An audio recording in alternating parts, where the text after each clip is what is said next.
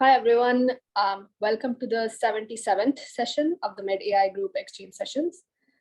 This week, we have Chirag Nagpal from Carnegie Mellon University here with us to speak about his work in time-to-event predictions as well as survival analysis. So Chirag is a final year PhD student at CMU, and he's advised by Artur Dubrovsky.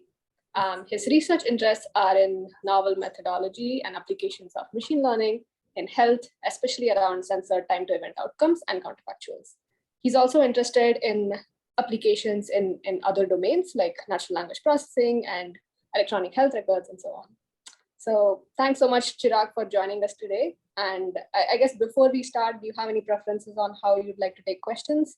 Would you prefer them at the end, or would you prefer like us asking whenever? Yeah, I think maybe let's keep it interactive. So I guess the audiences feel free to unmute yourselves and like stop me whenever you want and ask me questions. I would rather have like an interactive discussion and learn from everyone. That sounds great. Yeah, let's make this session as interactive as possible.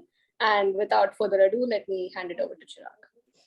All right, thank you so much, Nandita and Amara and everybody else who's organizing for having me. I'm Chirag Nagpal, PhD student at Carnegie Mellon. I work on survival analysis, time-to-event prediction, and this talk is going to be about leveraging heterogeneity in time-to-event predictions.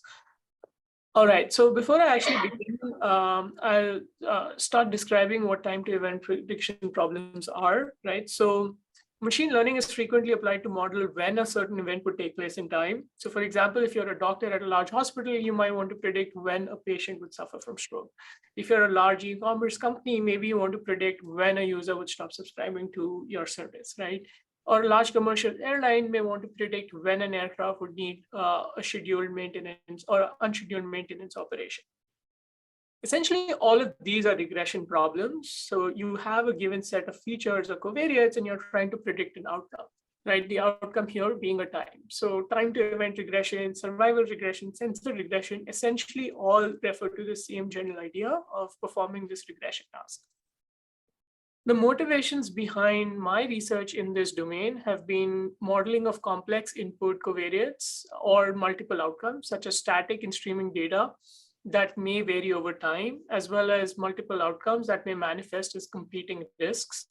I've also looked at subgroup discovery and phenotyping to identify individuals that respond differentially to an intervention. Some of my more recent work has focused on interpretability in order to come up with actionable decision support for clinicians. However, the focus of this talk would be the first two parts, which is modeling complex input data as well as outcomes, as well as subgroup discovery and phenotyping. Okay, so with that, my thesis statement here being problems in time-to-event regression manifest inherent heterogeneity, which can be effectively discovered, characterized, and modeled to estimate robust, reliable, and precise predictions. So I'll maybe like introduce some of the preliminaries and then go more into the details of each of the work that I've carried out through my PhD. Okay, so let's look at the time-to-event regression problem from a statistical estimation perspective, right? So the estimation problem here is to estimate this function S conditioned on X, where X are your covariates. Now this ST condition on X is essentially PT greater than T given X, where T is the time-to-event distribution. Now, from elementary statistics, we know that PT greater than T is essentially 1 minus PT less than T, which is the cumulative density function of the conditional distribution of T given X. So essentially, time-to-event regression, if you think about it from the statistical estimation perspective, is just cumulative density estimation, right? There are two ways in which survival analysis or survival regression is different than standard cumulative density estimation. One is that the outcome we have is not over the space of reals, right? So the random variable T has a support in the set of positive reals between 0 and infinity, right? The other way in which survival analysis or regression is different is that there are individuals who are lost to follow-up. And in the case of survival regression, this is known as censoring, right? So I'll demonstrate what censoring is with this toy example here, right? So let's assume we have 4 patients in our data set, whereas patients 1 and 2 experience mortality at times T1 and T2, but patients 3 and 4 were left out of the study or were lost to follow-up at times T3 and T4. Now, if we were to ignore patients 3 and 4 whenever building any estimator on our data, we would get a biased estimate, right? So if, let's say, we were trying to fit a model, assuming the likelihood to just include the terms corresponding to patients 1 and 2 would give a biased estimate of the likelihood, right? And so survival regression essentially involves accounting for that censoring, right? So instead of just using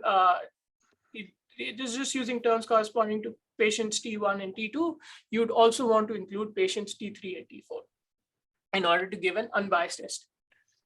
Right, so that's some of the preliminaries. The outcomes of survival regression models look somewhat like this, right? So for each individual X, you have a time to event or like a series of points on this like monotonically decreasing curve, where on the X-axis you have time, and on the Y-axis you have the probability of survival, right? So as you go forward in time, the probability of survival decreases, again from elementary statistics. Having access to this survival distribution is useful, as you can get various different notions of risk from this like sort of distribution, right? So if you take the area under this curve, you get the expected time to event, right? So which is also common as the standard regression estimate that you get from a standard model. If, let's say, you restrict the area over which you integrate, you get something called a restricted mean survival time, which is also common in clinical studies.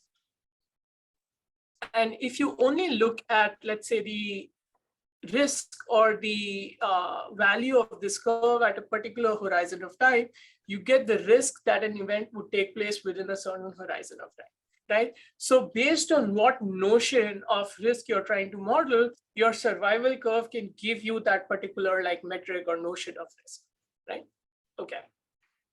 Okay, so with that, I move to the first part of my work, which is estimators for time to event prediction. Right, so there are lots of like common approaches. Chirag, can I stop you here? I think we have one question in the chat, lost to follow-up. Someone is asking, what do you mean by lost to follow-up? Yeah. Before we move on, I thought it's good to clear that point for everyone. Perfect. So when you look at clinical studies, right, let's say you were like looking at an epidemiological study where you're looking at, let's say, patients who experience stroke, death, mortality, you don't typically have the resources to follow these patients up till eternity or till the time they die, right? So typically when an epidemiological study is conducted, you give, let's say, the study 5 years, you include patients at, let's say, this point in time, right? And then you observe what happens to them over the next 5-year period, right? Now, over the next 5 years, maybe some individuals experience death or mortality, but most patients would probably survive, right? Now, if you were to like just disregard patients who survive, you would get a biased estimate of the mortality, right? Or of the distribution of the event of interest, right? So in some sense, the fact that a patient did not experience an event within this 5-year period that the study was conducted has to be accounted for in a well-defined manner, right? So it's not necessarily a binary outcome per se. And unfortunately, in machine learning, we look at most clinical outcomes as binary, which is not really the case, right? So in fact, most outcomes in healthcare and clinical studies are time to events. And so essentially, like if one only models them as binary outcomes, one ends up with like these like misestimated results. So if you look at, let's say, calibration, and if you're trying to, let's say, evaluate something like sufficiency and fairness, you actually end up like underestimating or overestimating risk for certain demographics by assuming these outcomes to be binary. And time to event regression is like one way of like adjusting for that implicit bias. Does that help answer your question? Yeah, thank you very much. Okay. Okay, so let's move to the first part, which is estimators for time to event prediction. So the most standard approach for modeling a cumulative density function or a survival function is the Kaplan-Meier estimator. Now, anybody who's worked with healthcare data is probably very familiar. It's one of the most highly cited papers in statistics.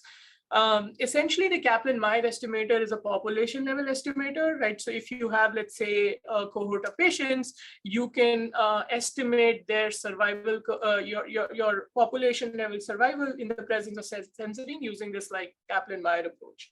One way of incorporating covariates or an individual's features into this is you take an individual and you create, let's say, a k nearest neighbor ball around this individual, and then estimate the Kaplan-Meier estimator only within this like nearest neighbor ball, right? And this is probably one of the most simplest non-parametric approaches to modeling like an individual level survival curve, but it suffers from all the problems of non-parametric estimation, particularly cursive dimensionality. Right, so there's some extensions to this approach that involve the use of, let's say, random forests to learn the implicit kernel, that the k nearest neighbor kernel. And in fact, the random survival forest, which was proposed by Ishwaran et al. In 2008, is one of the strongest baseline models to estimate an individual level survival function in the presence of tabular data. So I highly recommend like including random survival forest as a baseline whenever you're running any survival prediction experiments. There's also some more recent non-parametric approaches that involve the use of Gaussian processes, as well as like, learning the kernels using some sort of deep representation learning. And again, while promising, they suffer from this like problems of non-parametric estimation. Arguably, the most common approach for modeling estimators for survival are semi-parametric models, right? So the Cox proportional hazards model assumes this like log linear parameterization beta transpose X. The challenge with the Cox model is it assumes that the proportional hazard, it assumes this like proportionality of hazard rates. And I'll come to that in just a minute as to what I mean, right? But for example, here, if you look at the curves on the x-axis versus the time on the x-axis and the corresponding survival probability on the y-axis, you have all of these curves that dominate each other, right? So these curves don't crisscross each other. And that's a problem with the Cox model, that you cannot model that with your standard Cox model assumption. There's been some extensions to the standard Cox model where they represent they replace the beta transpose X or the log linear term with a neural network. And so there's this deep serve model that is, again, very popular and very common that involves the use of, let's say, a multi-layer perceptron. However, the deep serve model is still subject to the strong assumptions of proportional hazards. So on one hand, you're using, let's say, a neural network to learn complex representations of your input data. But then on the other hand, you're restricting your model to obey the strong assumptions of proportional hazards, which in some sense like isn't, like it doesn't really allow you to leverage that power of using a neural network, right? So here's an example of what I mean by this sort of like misspecification, right? So in this example here, the hazard rates or the survival curves don't intersect each other, right? But in case, let's say, the survival rates were to intersect one another, that would be a situation that is known as non-proportional hazards, which you would not be able to model with your Cox model, right? So that's like one major shortcoming with the Cox proportional hazards model. Okay, and there's also more approaches that involve discretizing of the time to event distribution, right? So instead of like, let's say, looking at time to event as a continuous variable, you can, bin it or discretize it and then treat it as a multi-class classification problem over these like discrete size bins. There's also challenges associated with this approach in that if you create more bins, you have the space complexity problem, and you would have very high discriminative performance, but not necessarily good calibration. And if you reduce the number of bins, you lose discriminative capability, although you gain in terms of calibration, right? So again, there's there's this problem where you have a time to event, but you actually are discretizing it into fixed size bins and treating it as a multi-class problem, which is kind of unrealistic or unnatural, at least to me. The most common approaches that use this discrete time approach one is called multitask logistic regression. And then there was a deep learning extension of this approach called DeepHill. Again, is a very popular and common model that you often see as a baseline in survival regression, survival analysis. Okay, so with that background, I'll come to my contributions in this space, right? So I proposed a model called Deep Survival Machines along with Shinu and Professor Dabrowski, who's my advisor here at CMU. Our approach essentially involves taking our features X, right? So let's say you have some tabular data. You take your tabular data and then pass it through a multi-layer perceptron or any kind of a neural network and obtain a representation X hat. And then this representation X hat interacts with other parameters that are learned in order to determine the shape and scale parameters of some K underlying distributions, right? And these K underlying distributions are typically assumed to be viable or long normal that have support over positive times, which is required for a time to event outcome. And then you also learn mixing parameters that are functions of the underlying representation, and you average over these, let's say, K distributions in order to estimate the individual level survival curve, right? Now, assuming the data to be a mixture has its advantages because A, you can represent multimodality in your outcome distribution, as well as you ease yourself of the restrictive assumption of proportional hazard. So a viable distribution is actually sensitive to proportional hazard, but once you start talking in terms of mixtures of viables, you have enough flexibility in the model to overcome that strong assumption of proportional hazards. The other advantage with using something like a viable or long normal is that both the PDF and the CDF can be computed in closed form. And so you can just take, this model and back propagate it all the way through and use your favorite deep learning architecture and optimize it using ADAM or stochastic gradient descent or whatever optimization routine. All right, so we compared the performance of deep survival machines on some popular single event and competing risk data sets like MetaBreak supports and SEER cancer registry data set. Each of these data sets are of different sizes. They involve both discrete and continuous time outcomes with varying levels of censoring. The task we define is to predict survival within the 25th, 50th, and 75th event quantiles, and we compare against random survival forest, DeepSurv, and DeepHill, which are popular baselines for survival estimation. The protocol was 5-fold cross-validation, and we compared performance both in terms of discriminative performance. So we compute something called a concordance index that computes how well you rank patients based on how quickly they are to fail or die, as well as prior score, which is essentially mean squared error around your probabilistical forecast, which gives a sense of both discriminative performance and calibration.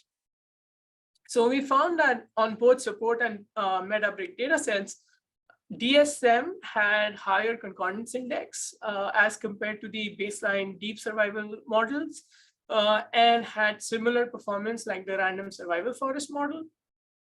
And we found a similar trend in the case of the SEER cancer registry data set as well. This was a competing risk data set where 20% of the patients died from breast cancer and 6.5% of the patients died from cardiovascular disease.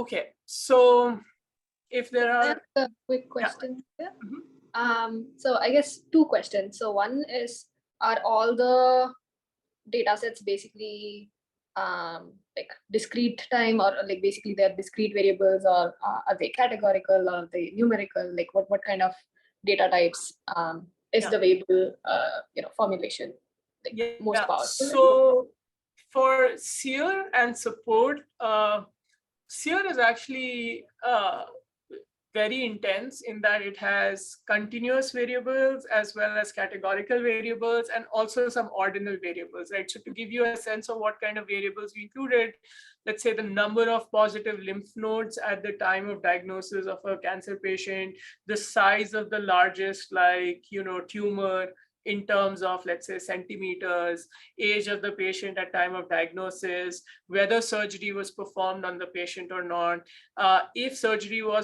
if some intervention other than surgery was performed, was it chemotherapy or radiotherapy? So SEER is pretty comprehensive in that regard.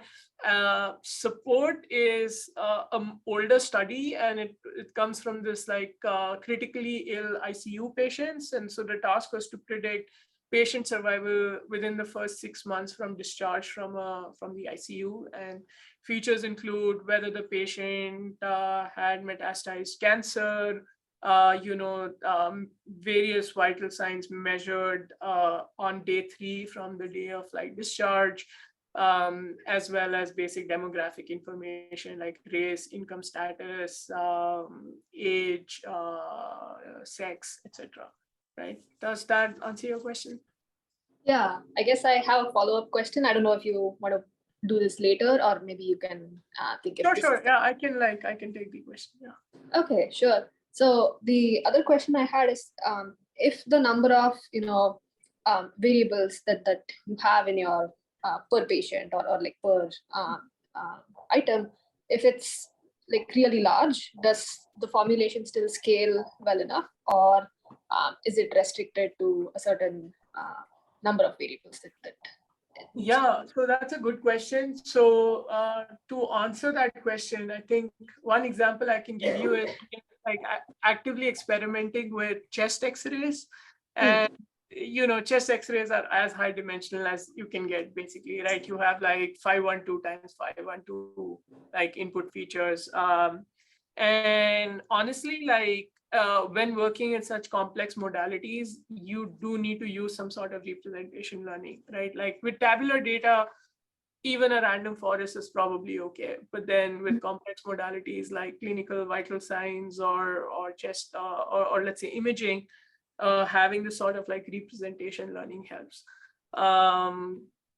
But to answer your question, I would say that the most complex data sets I've played around with are imaging data sets. And we've been able to fit data sets with 80,000 chest X-rays and 256 by 256 pixels on one GPU, and still being able to train everything end to end with an ImageNet sort of with a DenseNet 121 architecture. So does that broadly answer your question?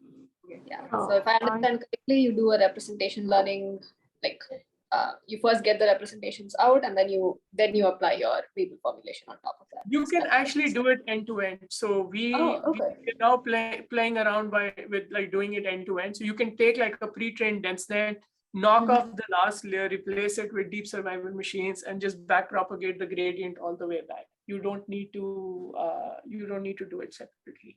Oh, okay. Yeah. Okay.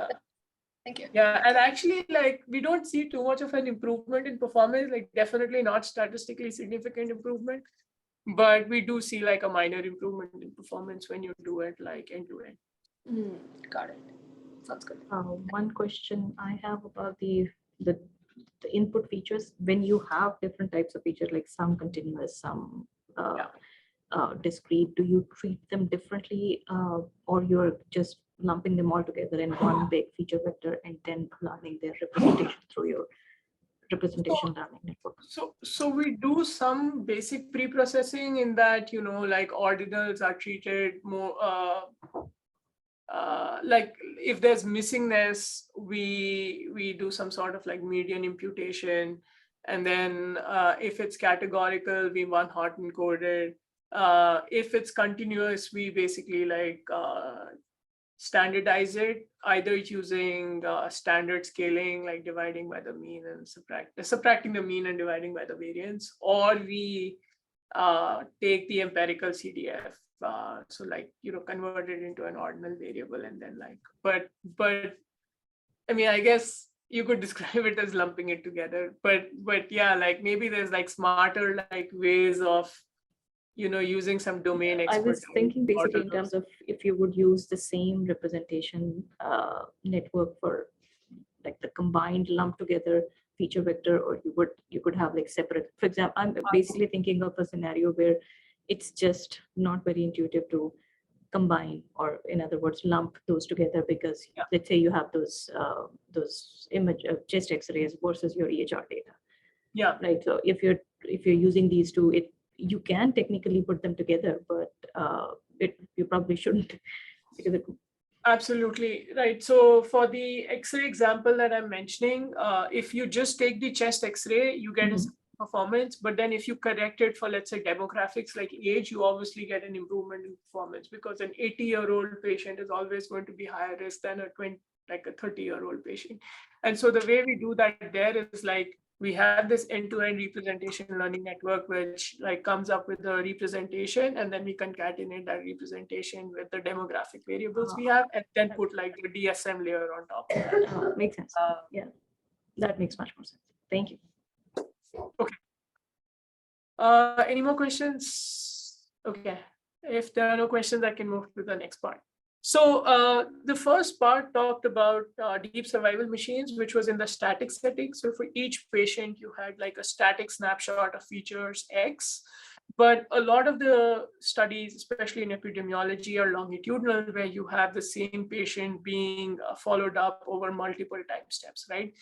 And so in the case of like such longitudinal data, it's natural that if you could get like a better representation of the patient's history, you would be naturally able to better estimate the time to event, right? So time varying covariates are especially understudied in the time to event prediction world.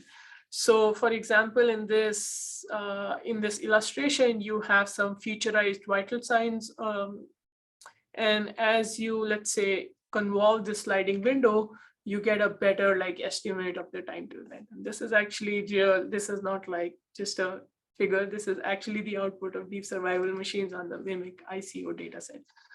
Okay, so the challenge here is, how does one actually represent a single time series as a single feature vector, right? So one option is you just assume each time step to be an IID observation. So you have your X1, which is like a series of like time steps at which you have multiple snapshots of the features, but you can just like clump them together and estimate and treat it as like an IID static survival regression problem, where you take observations at each time step and then predict whatever is remaining time between the time at event and the time at which the feature was collected.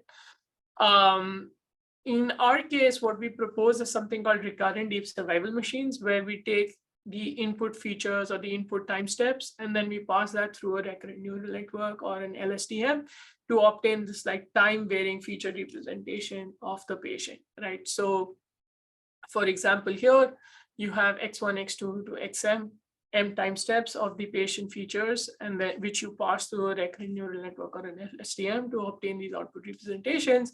And then at each timestamp, you have a deep survival machine's head where you have k different mixture distributions, and you estimate the time to event distribution at that time step, right? So instead of like estimating the time to event of the end of the study, you're now estimating the remaining time left before the current time step and the time to event. Okay, so we experimented with the MIMIC-3 in ICO dataset. We looked at a subset of 24,000 patients who were in the ICU for greater than 30 hours. And the task was to predict death within the next 1, 3, or 7 days, with discharge considered as censoring. We also looked at the length of stay prediction task, where the task was to predict if a patient stay in the ICU for the next 1, 3, or 7 days, with death considered as censoring. So one can think of this as like competing events where, death censors length of stay and the other way around. And we compared against both deep surv and deep hit, which are static survival models, as well as the static deep survival machines. And we compared performance in terms of AUROC as well as prior score.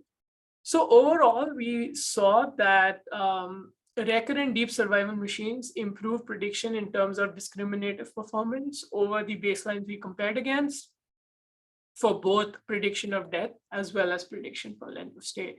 We also found that recurrent deep survival machines was at least as well calibrated as DSM, if not better, at each of these time horizons that we were looking at. All right. Sorry, question. small. Yeah.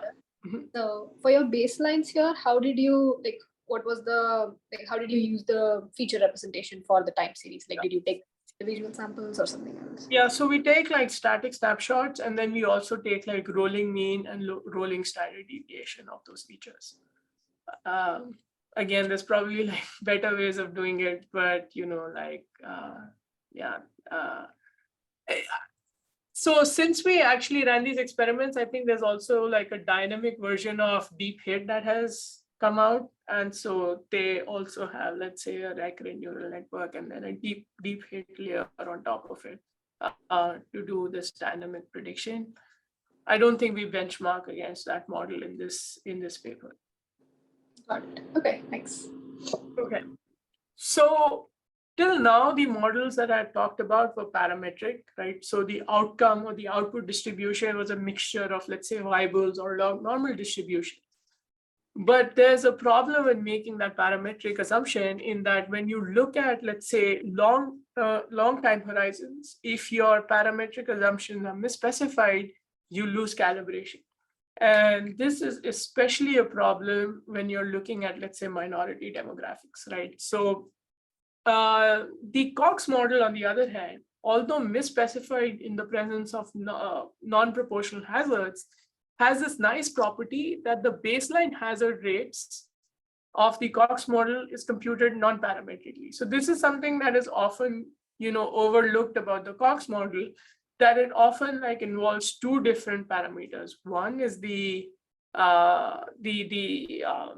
coefficients that one learns from the data. But then on top of that, there's something called the Breslow's estimator, or the estimator of the cumulative hazard, that is learned non-parametric. And because of the baseline hazards are computed non-parametrically, the model is actually very well calibrated on your data, right? So even though you may lose, let's say, discriminative performance due to misspecification, you end up having very good calibration on the data at a population, right? So for example, here, this is again the support in ICU data set. And what we find here is that if one looks at the, let's say, non-white patients, you find that the population level survival of the non-white patients is a little bit off from that of the majority demographic. So it's this sort of like a trend where you have, let's say, this sort of difference in the baseline survival rates can actually be modeled if one was to assume that the time to event distribution was a mixture of, let's say, Cox models per se, right? And so here is what I was talking about, right? So if one only looks at the one looks at the Cox model from the parametric point of view, you only assume that there's this partial likelihood term, right, which is independent of the base survival rate. But the non-parametric part is what incorporates, let's say, the baseline hazard rate. And if one was to combine both the parametric and the non-parametric part, one ends up with the complete likelihood under the Cox model, which includes this lambda naught and this S naught term, which stands for the base hazard rate and the base survival rate, right? So while similar to deep survival machines, actually modeling data using a mixture of Cox models is really complicated, because this lambda naught and this S naught is actually not estimated non-parametric, right? So let me first demonstrate the architecture of the model I'm proposing, right? So you have your input features X. Again, you pass them through some sort of an MLP or a VAE to obtain a representation. And then this representation interacts with, let's say, other functions that just like deep survival machines, output the mixture rates and the hazard ratios within each of those mixture components. Now, in order to perform inference, you need to marginalize over this Z, where the Z stands for the latent mixture component, 1 of K, right? But performing this marginalization becomes intractable because you need to, look at all possible combinations in which each of these individuals can lie, given that these are estimated non-parametric, right? So doing this exhaustively is intractable. You cannot do it. It's leads to K to the D, possible combinations. And so we propose a stochastic Monte Carlo expectation maximization algorithm, where instead of looking at the posterior counts, here gammas directly, we sample these gammas from a categorical distribution, right? So instead of looking at the posterior counts directly, you can sample these posterior counts within each mini batch. And what that actually gives you is within that mini batch, a sum of K partial likelihood terms. And so from K to the D complexity of inference, you reduce this to K times D complexity, which makes it tractable. And now, because you have this expression in a closed form, you can just optimize this entire Q function from your EM algorithm using a gradient-based method, right? So in the paper, we also show that the estimated Q hat here is actually an unbiased estimate of the true Q function, right? So in some sense, you have in expectation, what you have here is an unbiased estimate of the Q function. So you optimizing this would lead you to optimizing the log likelihood. All right, so we experiment with the support FL chain and SEER data sets. Again, different sizes, discrete and continuous time, varying levels of censoring, same task, predict survival, 25th, 50th, and 75th event quantiles. And we also compare against deep survival machines, right? So we found that DCM, deep Cox mixtures, had similar discriminative performance to DSM, but in terms of expected calibration error, DCM was the best calibrated as compared to all the other baselines we compared against, right? So if you're trying to use, let's say, a survival model for prognostic reasons where calibration is important, DCM might be the way to go.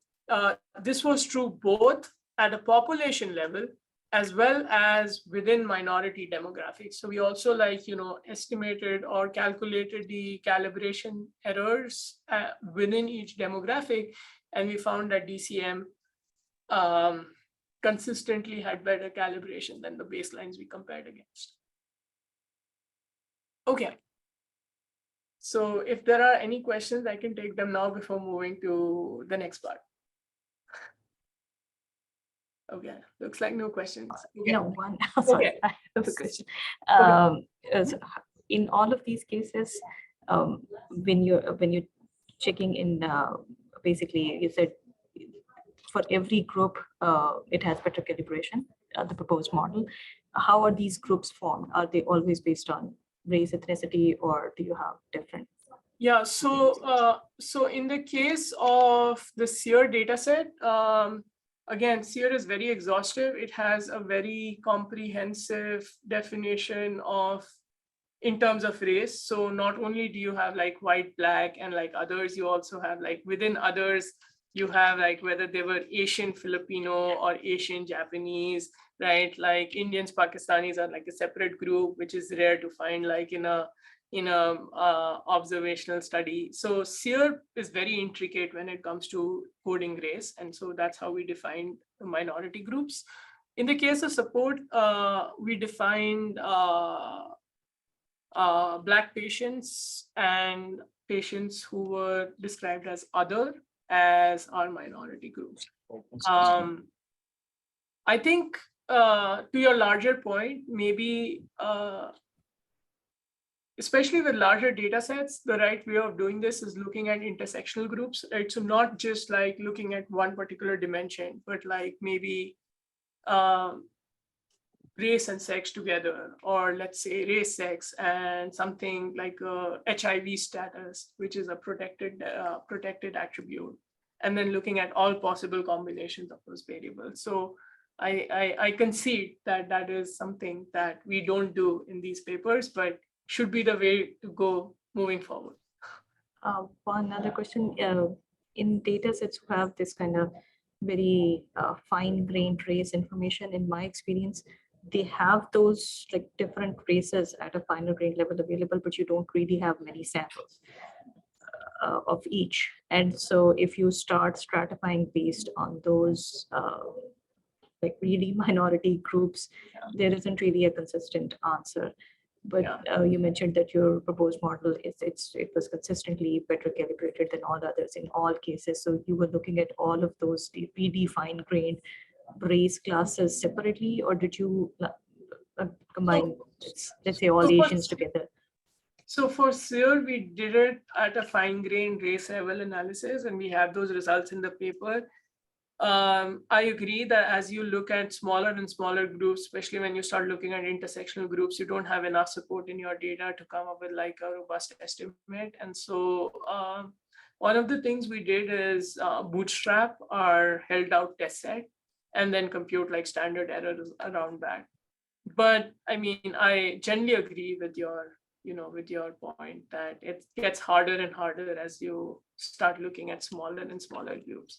Also, like calibration in general is an aggregate metric, right? There's like the way to define calibration. You cannot define calibration at an individual level. So, I mean, unless I haven't come across a definition of calibration that makes sense at an individual level. So while I agree with the fact that as you go smaller and smaller, but then you do need to perform some sort of aggregation to be able to evaluate calibration.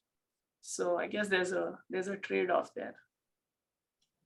Thank you. Okay, so I'll quickly move to the next part.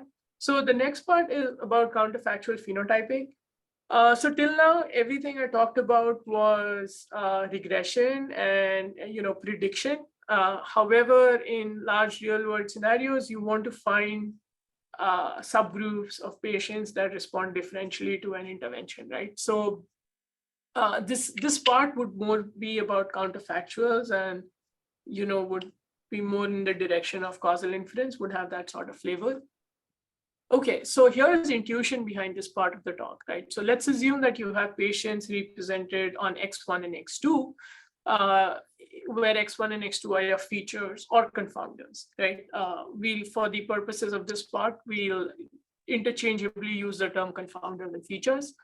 You have these like latent groups, Z1, Z2, and Z3, but when you start looking within the latent groups, you find that within Z1, almost everybody who was treated had a positive outcome, but patients in Z2 and Z3 did not benefit from, let's say, having an intervention performed, right? So this would largely be like the motivation behind the model I propose in the coming few slides, right? So this is like a classic demonstration of heterogeneous treatment effects, right? Where your X's or your space of confounders in some sense can characterize what a patient's response to an intervention is, right? Okay, so I'll start talking about counterfactual phenotyping with censored time to events, which was joined to Ramon Nito, Dr. Dufindak, and Professor Art Dabrowski here at CMU and at the University of Pittsburgh. This was a paper that we presented at KDD last year. Okay, so here's what the counterfactual phenotyping problem looks like. The first challenge with time to events is this like intersectionality of survival curves, which I've already talked about, right? So here you have Z1, Z2 that have intersecting survival rates. The second challenge is what happens to the survival curves, let's say an intervention is performed, right? So let's say you perform an intervention to A = 1. You find that independent of your Z's or the base survival rates, there were certain patients, let's say Phi1, who benefited from the intervention, and another group of patients, Phi2, who were harmed, right? And this like benefit or treatment response in some sense is independent of what the base survival rate of the patient looked like. And this is really common, right? So for example, in cardiovascular health, older patients have worse base incidence, but the effectiveness of a treatment depends on whether the patient is diabetic or not, and is almost independent of how old the patient is. right? So there's like lots of real world scenarios where you find this sort of a trend in that patient response is kind of independent of what the base survival risk or survival rate of the patient is. Here's like a few examples of real world studies in cardiovascular health, right? So ALL-HAT was a popular randomized clinical trial which randomized patients to 3 different classes of antihypertensive drugs, amlodipine, lisinopril, and chlorthalidone.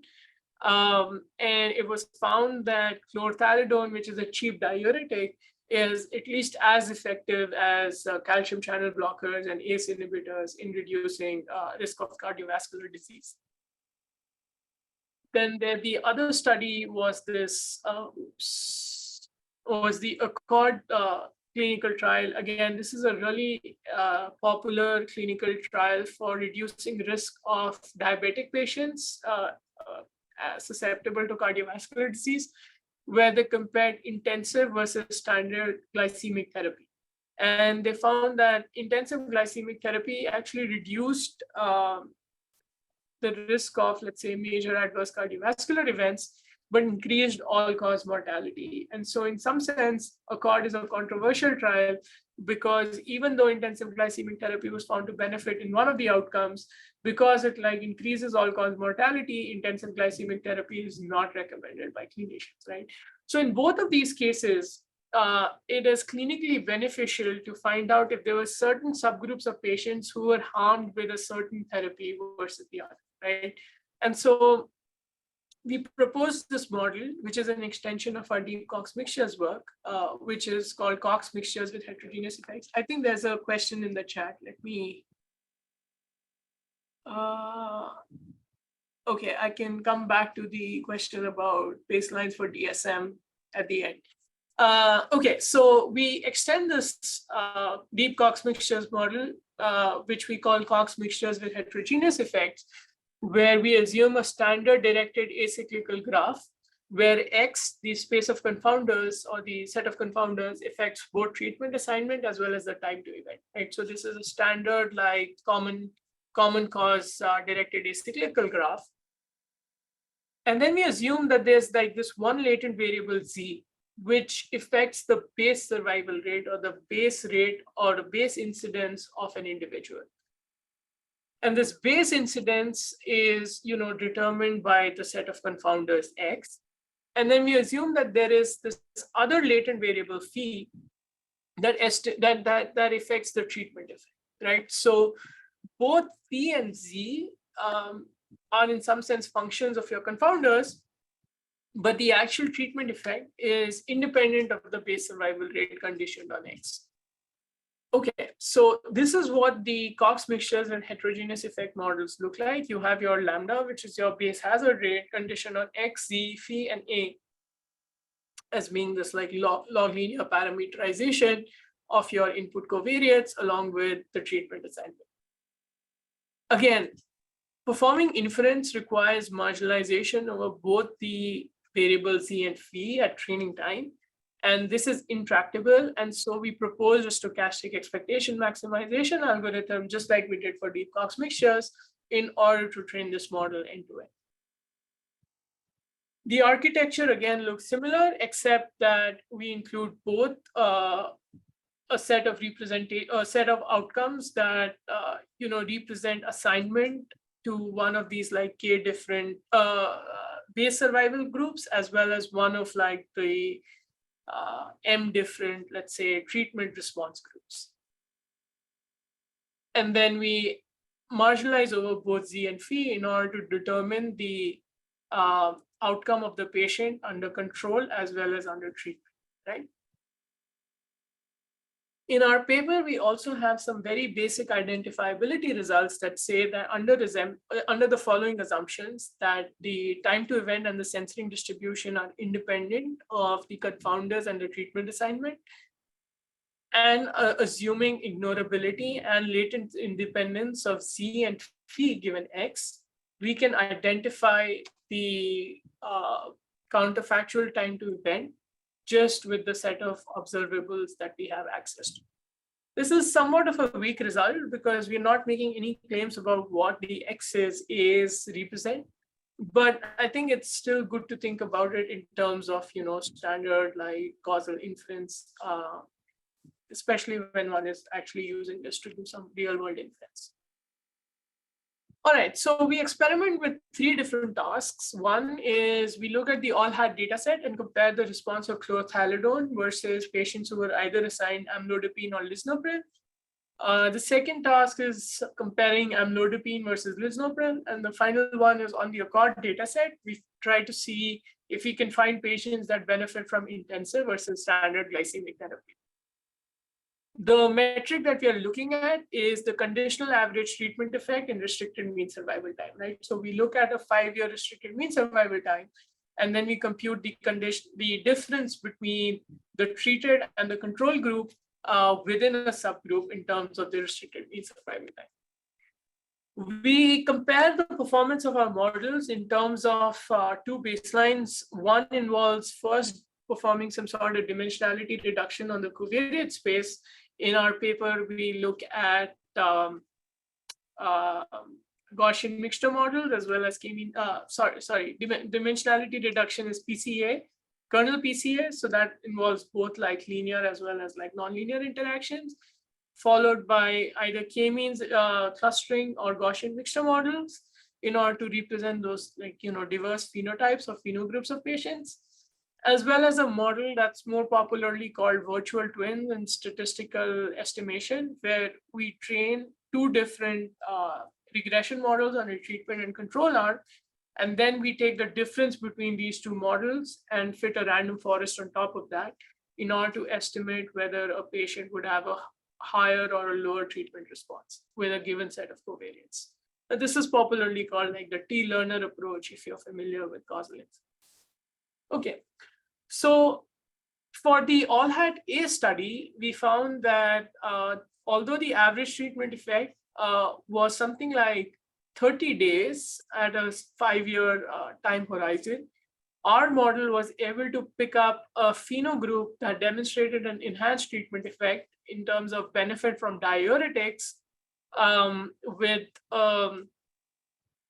conditional average treatment effect of 40 days, right? So this was a statistically significant difference, and this was on a held out data set. And in the other direction too, we found that Cox mixtures with heterogeneous treatment effects consistently recovered a subgroup that was the size of 15% of the patient population that was significantly harmed from diuretics. So for example, patients who had lower diastolic blood pressure and were of the Black race were found to be harmed from the use of diuretics, which is also consistent with the ACC-AHA prescribing guidelines for hypertensive drugs. In the case of all-hat B, which compared amlodipine to lisinopril, we again found 15% of the patient subgroup of the study that both benefited as well as was harmed from the use of amlodipines versus lisinopril. Right. So, and again, this was also consistent with the ACC-AHA prescribing guidelines. So, for example, patients who had higher kidney function and were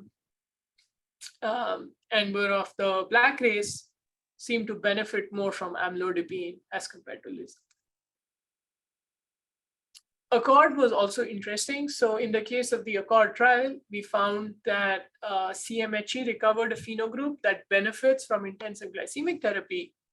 And these were basically patients with lower kidney function, however, who did not have prior cardiovascular disease, right? So patients who ordinarily do not have prior cardiovascular disease are typically thought of like, benefiting from aggressive glycemic control, which is something that was consistent with our findings as well. All right, so if there are any questions, I can take them before just concluding, since we're also running out of time. Okay, looks like there are no questions. Okay, Cool. Okay, so the final part of this talk would be about software package that I've been working on. So I spent a significant amount of time during my PhD working on like reproducible tools for the community for survival analysis and regression. There, especially if you come from a machine learning and Python background, there's not many tools that are out there that allow you to like, run all of these like experiments with censored time to event data. There's lots of papers out there, but there's not lots of like packages that let you actually reproduce their results. And so I worked on this package called Auton-Survival, the namesake being coming from the Auton lab at CMU, which includes flexible estimators for survival regression. It allows you to perform, let's say, importance weighting and counterfactual estimation using, T-learners and all those like counterfactual inference approaches. There's also existing, classes and modules there that let you cluster and stratify patients and phenotype them based on the risk level. So you don't have to actually like run all of those like fancy algorithms manually. You can just like feed it into one of our modules and it does it for you. As well as like, tools for performing intensive experimentation in terms of cross-validation and treatment effect estimation, along with bootstrap standard errors, right? So it does all the bootstrapping and gives you all the confidence intervals and everything. Our package comes with extensive documentation, lots of IPython notebooks that makes it easy for somebody to actually use it.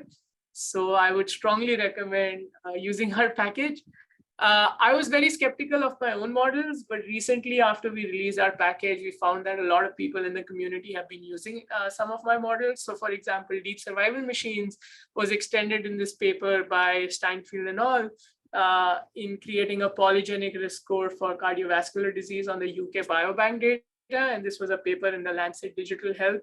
I'm not an author on this paper, but they used DSM, which was really nice and was very satisfying.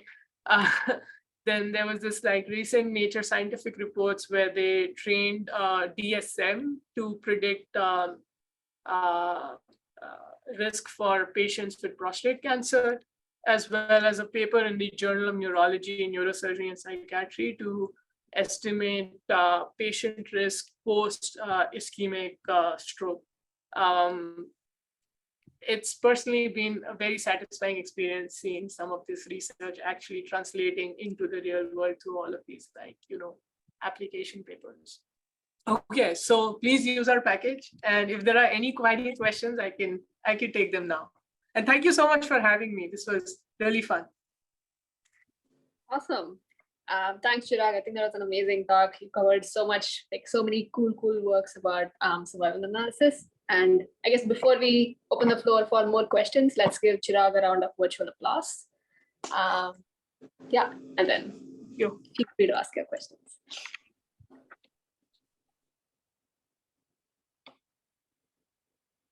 I guess I can actually get started with one.